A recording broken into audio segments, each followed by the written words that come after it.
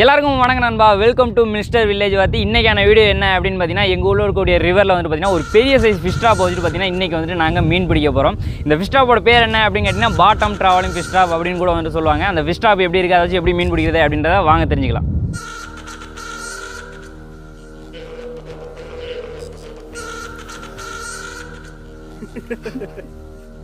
சரி, ஓகே. நம்மளோட fish drop வந்துட்டு எப்படி பண்ணியிருக்காங்க அப்படின்றத நான் உங்களுக்கு சொல்கிறேன்.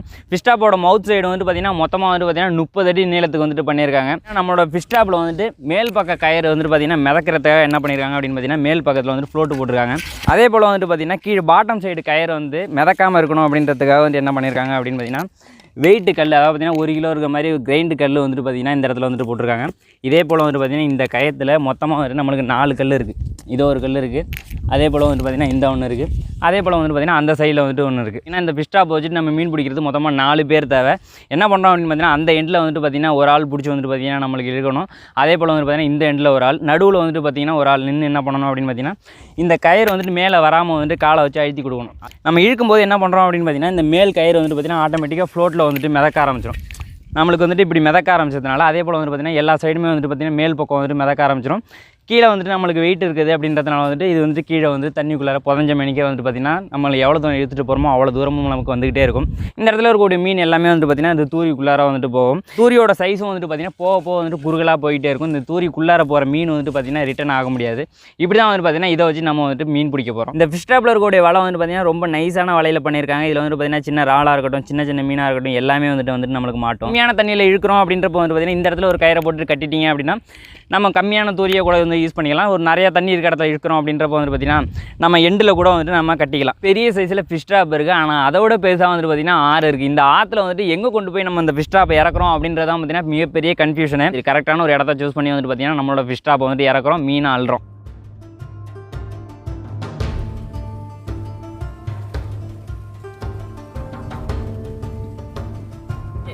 நம்மளோட ஃபிஷ் ட்ராப் வந்துட்டு நம்ம எந்த இடத்துல போட போகிறோம் அப்படின்னு பார்த்தீங்கன்னா இந்த இடத்துலேருந்து வந்து பார்த்தீங்கன்னா நடுவில் கொண்டு போயிட்டு நம்மளோட ஃபிஷ் ட்ராப் இறக்குறோம். நம்ம முன்னாடியே சொன்னோம் இல்லையா, அந்த மாதிரி வந்துட்டு ஆளுக்கு ஒரு பக்கம் வந்து பிடிக்கிறோம். நம்மளுக்கு வந்து பார்த்தீங்கன்னா 2 பேர் தான் இருக்காங்கன்னு நினச்சேன். இப்போ வந்து பார்த்தீங்கன்னா சப்போர்ட் வந்துட்டு ஹெவி ஆகிடுச்சு, வெயிட்டு செம்ம வெயிட்டாக இருக்குது.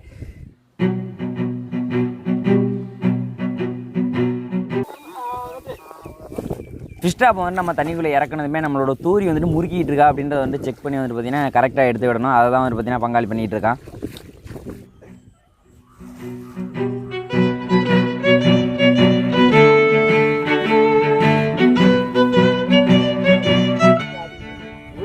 நம்மளுக்கு மீன் இப்போயே வந்துட்டு மாட்டிடுச்சு அப்படின்னு தான் நினைக்கிறேன்.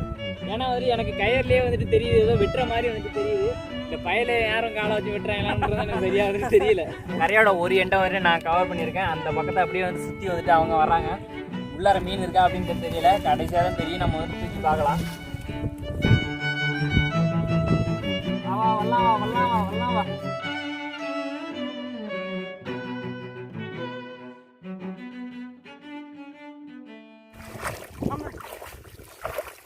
கண்டிப்பா வந்து மீன் இருக்கு. சின்ன மீனே வந்து பார்த்தீங்கன்னா ஏகப்பட்டது சிக்கி இருக்கு நம்மளுக்கு வலையில.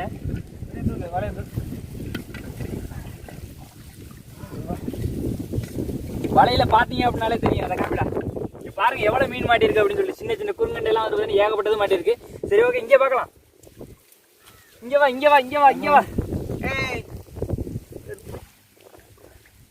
பெரிய மீனுக்கு எதுவும் வாய்ப்பு இல்லைன்னு நினைக்கிறேன்.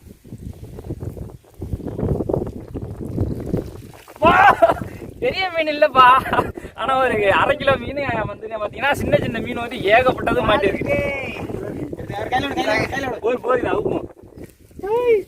பெரிய மீனா சிக்கல அப்படின்னாலும் பாத்தீங்கன்னா நம்மளுக்கு கிட்டத்தட்ட ஒரு 100-150. அப்பா, இதுல என்ன மீன்? குறுங்கண்டை, அப்புறம் வந்து பாத்தீங்கன்னா புருட்டி மீன், அப்புறம் கிளாஸ் மாதிரி இருக்குது. என்ன மீன் அப்படின்றதே தெரியல. ஏகப்பட்ட மீன் வந்துட்டு பாத்தீங்கன்னா நம்மளுக்கு மாட்டிருக்குது. இன்னமும் வந்துட்டு பார்த்தீங்கன்னா நம்மளோட வலையில் வந்துட்டு ஏகப்பட்ட மீன் இருக்குது. அது எல்லாத்தையும் வந்துட்டு மொத்தமாக அப்படியே கவர் பண்ணி கொண்டு வந்து அடியில் வந்துட்டு கொட்டலாம். இப்போ இந்த கெண்டை கொஞ்சம்லாம் வந்துட்டு வீட்டுக்கு கொண்டு போயிட்டு இந்த மண்டையும் வாழையும் மட்டும் பிச்சுட்டு குழம்பு வச்சோம் அப்படின்னா செம்ம டேஸ்ட்டாக இருக்கும். இது எல்லாத்தையும் வந்துட்டு நான் இப்போ கலெக்ட் பண்ணிக்கிறேன் கவரில். எந்த மீனையும் விட்றதா இல்லை. இது வந்துட்டு பார்த்தீங்கன்னா அடுத்த ட்ரை. இந்த வாட்டி எவ்வளோ மீன் கிடைக்குது அப்படின்றது எல்லாம் பார்க்கலாம்.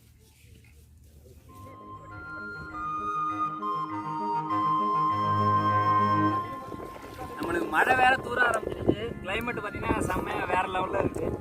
மீனும் நிறையா மாட்டுனுச்சுன்னா கூடவே சேர்ந்த மாதிரி செம்ம சந்தோஷமாக இருக்கும். பார்க்கலாம் கிடைக்குதா அப்படின்னு சொல்லிட்டு.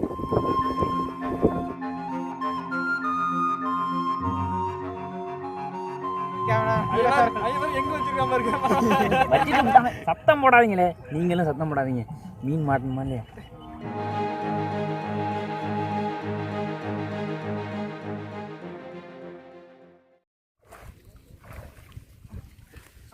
இந்த வாட்டி எவ்வளவு மீன் இருக்கு அப்படின்றது தெரியல, பார்க்கலாம்.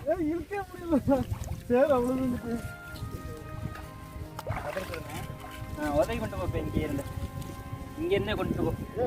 இந்த இடத்துல வந்து பார்த்தீங்கன்னா சின்ன மீன் வந்துட்டு ஏகப்பட்டது வந்து மாட்டியிருக்கு. இது எல்லாத்தையும் உதறி கொண்டு போகலாம்.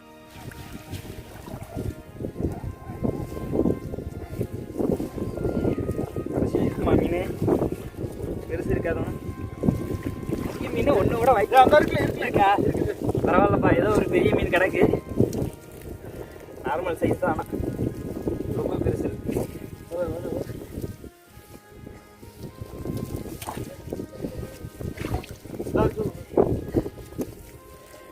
பரவாயில்ல.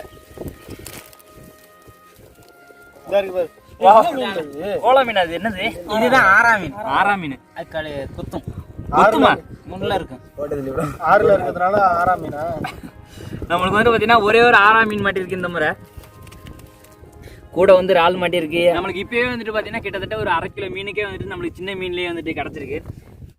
நம்மளோட அடுத்த ட்ரைக்காக வந்துட்டு பார்த்திங்கன்னா அந்த ரிவர்லேயே வந்துட்டு பண்ணலை. அதுக்கு பக்கத்தில் இருக்கக்கூடிய ஒரு சின்னோண்டு குளம் ஒன்று இருக்குது. இந்த குளத்தில் வந்துட்டு நாங்கள் ட்ரை பண்ணலாம் அப்படின்னு சொல்லிட்டு நம்மளோட ஃபிஷ் டாப் வந்துட்டு இந்த குளத்துக்கு எடுத்துகிட்டு வந்துருக்குறோம்.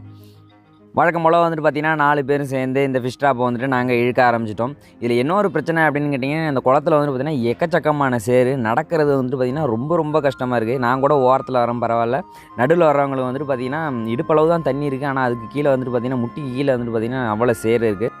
இதில் என்ன ஒரு காமெடி அப்படின்னு கேட்டிங்கன்னா, இந்த மாதிரி ஃபிஷ் டாப் வச்சுட்டு பிடிக்கும்போது வந்து பார்த்திங்கன்னா 4 பேர் வந்துட்டு தண்ணிக்குள்ளே இருக்காங்களா, அந்த 4 பேரும் வந்துட்டு ஒருத்தவங்க பேச மாட்டாங்க. ரொம்பவே வந்துட்டு சைலண்ட்டாக வந்துட்டு மூவ் பண்ணுவாங்க. அதுவும் பார்த்திங்கன்னா கொஞ்சம் ட்ரிக்கியாக வந்துட்டு மூவ் பண்ணுவாங்க. நாங்கள் அதெல்லாம் பண்ணலை. கச்சான்னு சத்தம் போட்டுக்கிட்டு ஜாலியாக பேசிட்டு செம்ம என்ஜாய்மெண்ட்டாக தான் வந்துட்டு பண்ணணும். பார்க்கலாம் இந்த வாட்டி மீன் இருக்குதா அப்படின்னு சொல்லிட்டு. அடிக்கயிறு வந்துச்சுல்ல,